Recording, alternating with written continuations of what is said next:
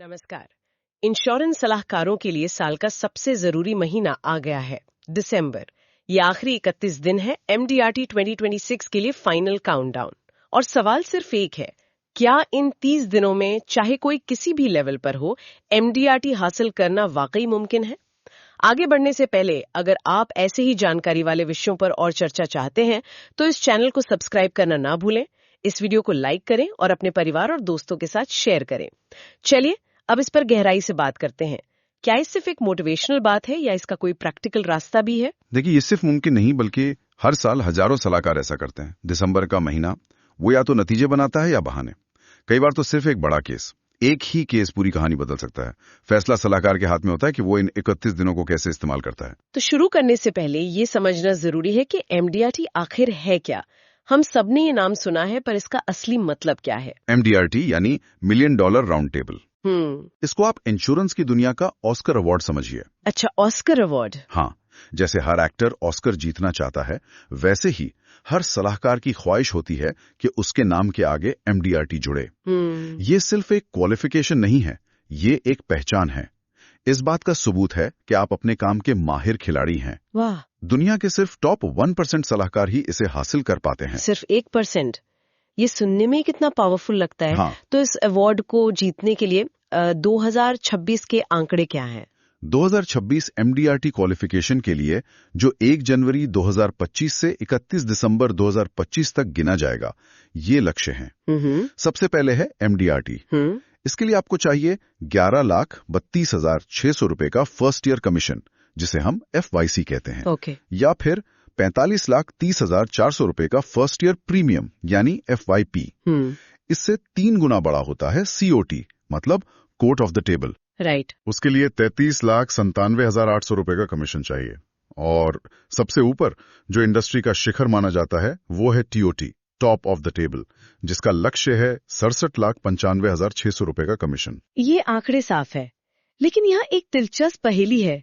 ज्यादातर सलाहकार टैलेंटेड है, उन्हें प्रोडक्ट की नॉलेज है, फिर भी वो MDRT नहीं कर पाते। मतलब टैलेंट की कमी तो नहीं है, तो फिर कमी कहाँ रह जाती है? ये सबसे बड़ा सवाल है और इसका जवाब टैलेंट में नहीं, अनुशासन और माइंडसेट में छिपा है। मैंने अपने अनुभव में 5 मुख्य कारण देखे हैं। पहला और सबसे आम है लगातार एक्शन की कमी। अच्छा। शुरुआत तो रॉकेट की तरह करते हैं, पर 2-4 मुश्किलों के बाद रफ्तार धीमी पड़ जाती है। दिसंबर का महीना हर दिन एक्शन मांगता है। लेकिन यहीं पर एक दलील आती है। कई लोग कहते हैं, अरे दिसंबर में कौन पॉलिसी लेगा, सब छुट्टियों के मूड में है, खर्चे ज्यादा हैं। इस नेगेटिव माहौल से कैसे लड़ा जाए? ये तो एक तरह का निराशा का जाल है ना? आपने बिल्कुल सही नस पकड़ी है। यही दूसरा सबसे बड़ा कारण है, निराशा का जाल। आपके आसपास के लोग, दूसरे सलाहकार, यहां तक कि आपका अपना दिमाग भी आपको यही कहानी सुनाएगा। लेकिन सफल लोग वो इस शोर पर ध्यान नहीं देते। वो जानते हैं कि दिसंबर में ही लोग सबसे ज्यादा टैक्स प्लानिंग करते हैं, बोनस मिलता है और नए साल के लिए फाइनेंशियल गोल सेट करते हैं। असल में दिसंबर पॉलिसी बेचने का सबसे अच्छा समय है, बशर्ते आप इस पर यकीन करें। तो ये एक तरह से अंदर की लड़ाई है। अगर सलाहकार खुद ही मान ले कि दिसंबर में काम नहीं होगा, तो वो क्लाइंट को कैसे यकीन दिलाएगा? एग्जैक्टली। और ये हमें तीसरे कारण पर लाता है, कमजोर विश्वास। मुझे याद है, एक सलाहकार थे जो एक बहुत बड़े बिल्डर से मिलने गए। वो खुद अंदर से डरे हुए थे और इसका असर उनकी आवाज पर साफ दिख रहा था। मीटिंग 5 मिनट में खत्म हो गई। बस 5 मिनट में? हाँ। क्लाइंट ने बाद में किसी को बताया, जो आदमी खुद विश्वास से भरा नहीं है, मैं उसे अपने करोड़ों रुपए कैसे सौंप दूं? क्लाइंट आपकी बॉडी लैंग्वेज और आपकी आवाज से आपका आत्मविश्वास पढ़ लेता है। ये बात तो 100% सही है। मैंने कई ऐसे सलाहकार देखे हैं जिन्हें प्लान की हर डिटेल रटी हुई है, लेकिन जब वो क्लाइंट के सामने बैठते हैं तो उनकी आवाज में वो दम नहीं होता। क्या ये ज्ञान का अहंकार है कि सिर्फ जानकारी ही काफी है? हाँ, ये चौथा कारण है, ज्ञान का अहंकार। देखिए, प्लान की जानकारी होना बेसिक है, लेकिन ये काफी नहीं है। सेल्स एक स्किल है, ऑब्जेक्शंस को हैंडल करना एक आर्ट है और नेटवर्किंग एक साइंस है। सही बात है। सिर्फ प्रोडक्ट नॉलेज से बड़ी पॉलिसी क्लोज नहीं होती, उसके लिए आपको इंसान की साइकोलॉजी समझनी पड़ती है। तो हमने एक्शन, निराशा, विश्वास और ज्ञान की बात की। ये सब व्यक्तिगत कारक हैं, लेकिन मुझे लगता है एक और चीज है जो सब पर भारी पड़ती है, वो है पूरी तरह से मैदान में न उतरना। क्या यही सबसे बड़ा फर्क पैदा करता है? बिल्कुल, और वही पांचवा और सबसे जरूरी कारण है। बात बस इतनी सी है कि आप इस महीने को पार्ट टाइम नहीं खेल सकते। ये T20 का आखिरी ओवर है, या हर बॉल पर छक्का मारना ही पड़ता है। आधा अधूरा प्रयास हमेशा शून्य परिणाम देता है। दिसंबर का महीना आपका पूरा समर्पण मांगता है, आपका 100%। तो ठीक है, अब एक्शन की बात करते हैं। मान लेते हैं कि एक सलाहकार पूरी तरह से तैयार है 100% देने के लिए। उसका 30 दिन का एक्शन प्लान या कहूँ ब्लूप्रिंट क्या होना चाहिए? इसे हम 5 स्टेप्स के एक फास्ट फॉर्मूला में बांट सकते हैं। पहला स्टेप सुनने में बहुत बेसिक लगेगा, पर सबसे शक्तिशाली यही है: विश्वास को प्रोग्राम करना। विश्वास को प्रोग्राम करना मतलब सलाहकार को हर रोज सुबह शीशे के सामने खड़े होकर अपनी आंखों में देखकर बुलंद आवाज में कहना चाहिए, मैं 31 दिसंबर 2025 से पहले MDRT करूंगा। ये सिर्फ शब्द नहीं है, ये दिमाग की रीवायरिंग है। ठीक है, रोज शीशे के सामने एफर्मेशंस बोलना। मैं मानती हूँ कि मानसिकता जरूरी है, पर सिर्फ सोचने से तो 45 लाख रुपए का प्रीमियम नहीं आएगा। असल दुनिया में इसका अगला कदम क्या है? इसे एक्शन में कैसे बदलें? बहुत अच्छा सवाल। यहीं पर दूसरा स्टेप आता है, आंकड़ों को हैक करना। आंकड़ों को हैक करना। हाँ, यहाँ एक दिलचस्प मनोवैज्ञानिक बात है। जब हमारा दिमाग 45,30,400 रुपए का आंकड़ा देखता है, तो वो उसे एक पहाड़ समझकर बंद हो जाता है। लेकिन जैसे ही हम उसे तोड़ते हैं, अच्छा, दिमाग उसे एक करने लायक काम समझता है। जैसे 45 लाख का मतलब है हफ्ते का लगभग 11.5 लाख का प्रीमियम। हाँ, और अगर इसे रोज देखें तो ये करीब 1.5 से 2 लाख रुपए प्रीमियम का लक्ष्य है। सही है। अचानक पहाड़ एक छोटी पहाड़ी जैसा लगने लगता है। ये सिर्फ गणित नहीं, दिमाग को हैक करने का तरीका है। हाँ, और ये गणित तभी काम करेगा जब टिकट साइज बड़ा हो। रोज 1.5 लाख रुपए का प्रीमियम छोटी छोटी पॉलिसी से इकट्ठा करना तो दिसंबर में नामुमकिन है, जिसका मतलब है कि हमें बड़े क्लाइंट्स पर फोकस करना होगा। तो ये HNI लिस्ट वाली बात आती है। बिल्कुल। तीसरा स्टेप है अपनी A लिस्ट बनाना। आराम से बैठें और 25-30 ऐसे HNI मतलब हाई नेटवर्थ इंडिविजुअल की पहचान करें, जिनसे आप संपर्क कर सकते हैं।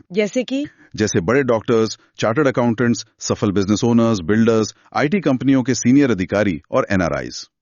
इन लोगों के पास बड़ी पॉलिसी लेने की क्षमता और जरूरत दोनों होती है। एक मिनट, यहीं पर ज्यादातर लोग अटक जाते हैं।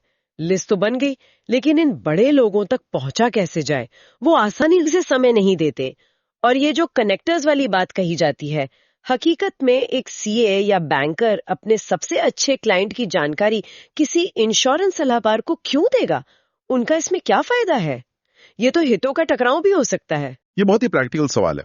इसका जवाब है, एक तरफा मांगने की जगह वैल्यू एक्सचेंज का प्रस्ताव रखना। यही चौथा स्टेप है, कनेक्टर्स का सही इस्तेमाल। अच्छा, आप किसी CA के पास जाकर ये नहीं कह सकते कि मुझे अपने क्लाइंट से मिलवाओ। आपको कहना होगा, मैं आपके क्लाइंट्स के लिए एक खास फाइनेंशियल प्लानिंग या एस्टेट प्लानिंग सेशन करना चाहता हूँ, जिससे उनकी वेल्थ और बढ़ेगी। इससे आपकी वैल्यू भी उनके सामने बढ़ेगी। हाँ, मतलब उनके फायदे की बात करनी है। हाँ, जब आप उनके फायदे की बात करते हैं तो वो आपकी मदद करने के लिए तैयार हो जाते हैं। और पांचवा स्टेप है डिजिटल पावर। लिंक्डइन पर रिसर्च करें, जूम पर पहली मीटिंग करें। इससे आने जाने का समय बचता है और आप एक दिन में 3 की जगह 6 लोगों से बात कर सकते हैं। चलिए मान लिया कि कनेक्टर के जरिए या सीधे मीटिंग तय हो गई।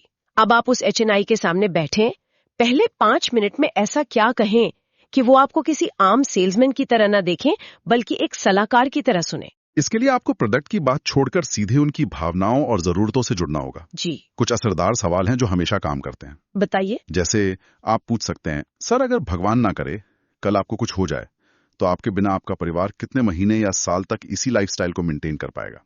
ये सवाल उन्हें सोचने पर मजबूर कर देता है। ये तो काफी सीधा और असरदार सवाल है।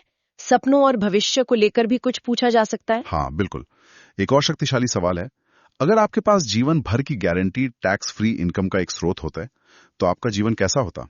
आप अपनी जिंदगी में क्या अलग करते हैं? ये सवाल उनके सपनों के दरवाजे खोल देता है। राइट। या फिर बच्चों को लेकर आप पूछ सकते हैं, सर आपका वो कौन सा एक सपना है जिस पर आप कभी नहीं चाहेंगे कि आपके बच्चों को समझौता करना पड़े, चाहे दुनिया इधर की उधर हो जाए? तो आपने इन सवालों से एक इमोशनल कनेक्शन बना लिया। अब इसे क्लोजिंग तक कैसे ले जाया जाए, खासकर दिसंबर की अर्जेंसी को इस्तेमाल करते हुए? क्लोजिंग के लिए 3 चीजें एक साथ चाहिए: इमोशन मतलब भावना, लॉजिक यानी तर्क, और अर्जेंसी यानी तत्काल जरूरत। हमने भावनात्मक सवाल पूछकर क्यों का जवाब दे दिया है। अब तर्क देना है कि ये प्लान उनके लिए आर्थिक रूप से कैसे सबसे अच्छा फैसला है। टैक्स के फायदे, रिटर्न्स। हाँ, ये सब। और फिर आती है अर्जेंसी। दिसंबर का महीना अर्जेंसी बनाने में हमारी मदद करता है। आप कह सकते हैं, सर 31 दिसंबर से पहले ये फैसला लेने से आप इस साल के टैक्स में 1.5 लाख रुपए तक बचा सकते हैं। साथ ही 1 जनवरी से प्लान की शर्तें बदल सकती हैं। सही बात है। लोग टैक्स बचाने, बोनस का सही इस्तेमाल करने और नए साल से पहले अपने फाइनेंस को व्यवस्थित करने के लिए मानसिक रूप से तैयार होते हैं। ये ब्लूप्रिंट उस सलाहकार के लिए बहुत अच्छा है जो लगभग 50% लक्ष्य पर है, लेकिन हर कोई एक ही जगह से शुरुआत नहीं कर रहा। उस सलाहकार का क्या जो 80-90% पर है और मंजिल के बिल्कुल करीब है, या उससे भी जरूरी उस सलाहकार का क्या जो अभी 5-10% पर है और पूरी तरह से निराश हो चुका है? क्या सबके लिए एक ही रणनीति काम करेगी? बिल्कुल नहीं। रणनीति को हर किसी की मौजूदा स्थिति के हिसाब से बदलना होगा। इसे हम 4 हिस्सों में देख सकते हैं। ओके। जो 80-90% पर हैं, वो सोना लेकर चम्मच में घूम रहे हैं। उन्हें बस एक बड़े केस की जरूरत है। बस एक केस? हाँ, उनका पूरा ध्यान अपने सबसे बड़े और हॉट प्रोस्पेक्ट पर होना चाहिए। उन्हें बाकी सब कुछ छोड़कर बस उस एक डील को क्लोज करने में अपनी सारी एनर्जी लगा देनी चाहिए। जो 50% पर हैं, उन्हें महीने को 3 हिस्सों में बांटना होगा, जैसा हमने चर्चा की। राइट। 1 से 10 दिसंबर सिर्फ प्रोस्पेक्टिंग, करेक्ट। 11 से 20 दिसंबर सिर्फ प्रेजेंटेशन और 21 से 31 दिसंबर सिर्फ और सिर्फ क्लोजिंग और फॉलोअप। एक फैक्ट्री मॉडल की तरह। बिल्कुल। और जो 10-20% पर हैं, उन्हें छोटी छोटी पॉलिसी के जाल में नहीं फंसना चाहिए। 10 छोटी पॉलिसी करने से अच्छा है एक बड़ी पॉलिसी पर काम करना। उनका पूरा ध्यान सिर्फ 1 या 2 हाई वैल्यू केस खोजने पर होना चाहिए। और आखिर में वो सलाहकार जो 0 से 10% पर है, जिसके लिए एमडीआरटी एक सपने जैसा लग रहा है, उसके लिए क्या सलाह है? क्या उससे भी बड़े केस के पीछे भागना चाहिए? नहीं, उसके लिए सबसे जरूरी बात यह है कि उसे जादू की नहीं बल्कि मोमेंटम की जरूरत है। मोमेंटम की? हाँ, अगर वो सीधे बड़े केस के पीछे जाएगा तो रिजेक्शन से और निराश हो सकता है। उसे हर रोज का एक छोटा लक्ष्य बनाना होगा, जैसे मैं हर रोज 10 कॉल्स करूंगा और 2 मीटिंग्स करूंगा, चाहे नतीजा कुछ भी हो। जब वो 10-12 दिन लगातार ये एक्शन लेगा तो उसका आत्मविश्वास लौटेगा, मोमेंटम बनेगा और बड़े केस खुद ब खुद उसकी तरफ आने लगेंगे। मतलब प्रक्रिया पर भरोसा करना होगा, परिणाम पर नहीं। एग्जैक्टली। अंत में ये सारी रणनीतियां, सारे प्लान मानसिकता पर आकर टिक जाते हैं। ये 30 दिन का स्प्रिंट है। इसमें थकान भी होगी, निराशा भी आएगी। प्रेरणा कैसे बनाए रखी जाए? जब भी प्रेरणा कम हो तो सिर्फ एक चीज सोचें, 1 जनवरी 2026 की सुबह कैसी होगी। जब आप शीशे में खुद को देखेंगे और गर्व से कह पाएंगे, हाँ मैंने कर दिखाया, वो एहसास कैसा होगा, वो पहचान कैसी होगी। एमडीआरटी पूरे 365 दिन की मेहनत नहीं मांगता। ये सिर्फ इन 31 दिनों का पागलपन, पूरा जुनून और 100% समर्पण चाहता है। तो आज ही फैसला करना होगा, कोई बहाना नहीं, कोई भटकाव नहीं, सिर्फ एक्शन। एक आखिरी विचार ये है कि ये 30 दिन की चुनौती सिर्फ एक क्वालिफिकेशन के बारे में नहीं है। ये इस बात का प्रमाण है कि जब कोई व्यक्ति पूरी तरह से ध्यान केंद्रित करता है तो वो क्या कुछ हासिल कर सकता है। दिसंबर में बनी ये आदत, ये मोमेंटम अगले पूरे साल के लिए सफलता की नींव रख सकती है।